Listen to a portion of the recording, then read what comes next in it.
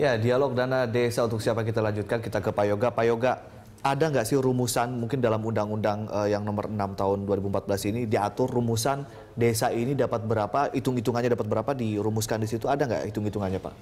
Hitung-hitungannya sebenarnya ada di turunan dari Undang-Undang Desa, ada PP 60 namanya. Tahun 2014. Nah, PP 60 ini sedang dalam proses finalisasi revisi. Ya. Jadi ada seperti tadi yang saya sampaikan, ada formula dasar, ada kriteria dasar dan ada kriteria berbasis formula.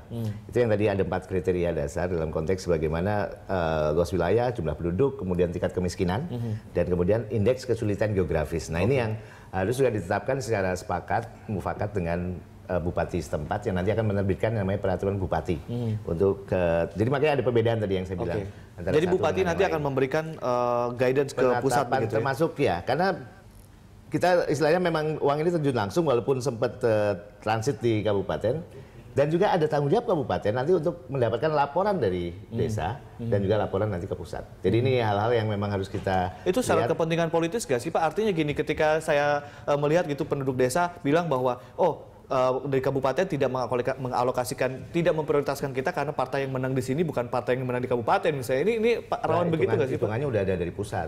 Makanya kita mencegahnya di situ. Jadi yang menetapkan beda dengan yang namanya alokasi dana desa yang memang ada rumusannya, tapi besarannya sangat fluktuatif tergantung dalam tanda kutip, quote-unquote, kalau udah mau deket pilkada tuh ADD-nya gede. Tapi begitu selesai pilkada, who cares gitu. Kadang-kadang terus ngedrop. Ada yang sempat, ada beberapa daerah tuh kita cermati pada saat menjelang pilkada, ADD itu alokasi dana desa dari kabupaten itu melonjak tinggi sekali. Tapi begitu selesai, mau dia menang mau enggak, bahkan kalau menang dia drop sekali. Jadi itu konteks politisasinya mungkin ada. Tapi kalau ini insya Allah ini bebas dari istilahnya intervensi semacam itu. Itu yang kita upayakan, karena itu Kementerian Keuangan memang berharap ini langsung ini. Dan kenapa pentingnya pendampingan nanti yang tadi Pak Koco sampaikan, dan targetnya Pak Menteri adalah 1 desa 1 pendamping. Jadi kita benar-benar, dan kita akan memanfaatkan tenaga-tenaga lokal yang ada di desa. Dulu ada yang namanya KPD ya, Kader Pembangunan Desa, Kader Pemberdayaan Masyarakat Desa. Itu yang nanti akan menjadi semacam watchdog-nya lah, yang nanti harus mengawasi penggunaan, pemanfaatan, dan sebagainya. Ke Pak Koco. Pak Koco, ini bagaimana kalau untuk komentar Anda mengenai statement tadi, bahwa tidak akan ada kepentingan politis di situ, tidak ada kemudian intervensi politik di situ? Kalau dana desa APBN, saya pikir memang benar yang disampaikan Pak Yoga tadi, bahwa kecil kemungkinannya itu karena apa? Karena di aturan undang-undang bahkan sangat jelas, ketika kabupaten tidak mengalokasikan sesuai dengan ketentuan, bahkan dana transfer tahun berikutnya pun akan dievaluasi, akan dikurangi gitu. Jadi termasuk yang ADD sudah mulai diantisipasi Pak. Yang ADD dulu kan ada standarnya minimal 10% dari ini dikurangi belanja dan seterusnya. Kalau yang sekarang kan yang di luar DAK gitu kan. Nah, itu ketika tidak dipenuhi Mas, itu dari pusat bisa melakukan evaluasi terhadap transfer daerah tahun berikutnya. Jadi ini buat saya appreciate lah, teman-teman di DPR juga sudah mulai berani melepaskan diri bahwa ada kepentingan desa yang harus dilindungi daripada kepentingan-kepentingan. Habis ini banyak yang jadi calon lurah dong Pak. Saya juga mau pulang kampung kalau gitu.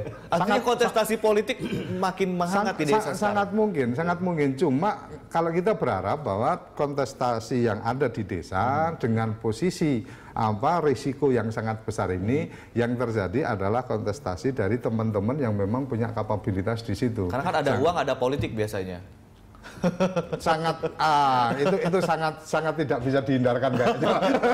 Ketika one man one vote itu otomatis itu menjadi bagian yang sulit dihindarkan, kecuali kalau kita bicara desa adat yang bicaranya adalah musyawarah adat yang menentukan ini, itu lain. Ini demokrasi kita sudah agak nilai-nilai wisdom ya, artinya kebajikan lokal, bahwa dulu itu pendiri bangsa ini untuk jadi presiden aja tidak berebut tapi saling menyerahkan kan gitu. Bung Karno bukan tidak pernah minta untuk jadi presiden, tapi kamulah yang lebih pantas. Nah ini yang kayaknya perlu ditumbuhkan. Pak Koco, sebelum nanti kita ke Pak Yoga, Pak Koco mungkin ada satu hal yang ingin disampaikan untuk kepada pemirsa dan mungkin dari masyarakat desa yang menyaksikan program ini, dialog ini. Saya berharap dana desa ini dipandang sebagai sebuah support artinya modal dasar untuk membangun desa, mengembangkan desa, dan seperti yang tadi saya sampaikan, tolong ini dilihat sebagai kalau kita membayangkan ini sebagai warisan, maka Anda jangan berpikir hanya konsumtif, hanya merapikan jalan, tetapi tidak dalam konteks fungsional. Jadi lebih pada bagaimana dana ini diefektifkan benar untuk membangkitkan potensi ekonomi desa. Saya pikir ini yang menjadi lebih penting, karena desa adalah sumber kekuatan ekonomi kita. Baik, kita ke Pak Yoga. Pak Yoga, mungkin sebelum kita menutup dialog jurnal pagi, ada yang bilang Pak Yoga, ini adalah program dana desa ini adalah sebuah amunisi yang sangat-sangat berat atau yang sangat-sangat besar untuk investasi politik hingga 2019. Apa komentar Anda dan mungkin sekalian closing statement untuk pemirsa? Makasih Mas Adi, itu sinyalemen yang kadang-kadang boleh aja dikatakan seperti itu, tapi ini jangan dianggap hanya sebagai berkah. Tapi kalau dikelola dengan baik, ini akan menjadi musibah. Ini kan gampang sekali merubah antara berkah dengan musibah. Tapi saya melihatnya secara positifnya begini, bahwa dalam konteks undang-undang, dana desa ini sebagai implementasi dari undang-undang. Kita merubah paradigma yang tadinya kita sebut dengan membangun desa. Ya kan dari sejak zaman Orde Lama itu membangun desa itu menjadi semacam kewajiban pemerintah. Sekarang kita balik. Ini adalah desa membangun. Bagaimana kita bisa merubah paradigma dari membangun desa yang selama ini kita cekokin istilahnya, kita top down, kita alokasikan maunya apa sih supaya ini kita ini kan. Tapi sekarang kita balik. Nih duit pokoknya kita kasih semua, atur, dia bilang. Jadi ini sebagai satu dasar bagaimana desa, masyarakat di desa dan sebagainya, termasuk perangkat itu bisa istilahnya self help istilahnya, atau self deciding itu dalam hal ini bagaimana pemanfaatannya dan sebagainya. Jadi itu sebagai satu hal yang memang tidak bisa seperti cuma membalik ke telapak tangan gini aja, tapi ini perlu proses. Karena itu memang paradigma untuk antara membangun desa dengan desa membangun ini memang perlu hal yang kita siapkan. Karena itu nanti capacity building, penguatan kapasitas masyarakat dan sebagainya akan kita lakukan. Dan itu pendampingan menjadi sangat penting. Oke, jadi bisa dibilang investasi politik begitu ya Pak ya? Politik kebangsaan.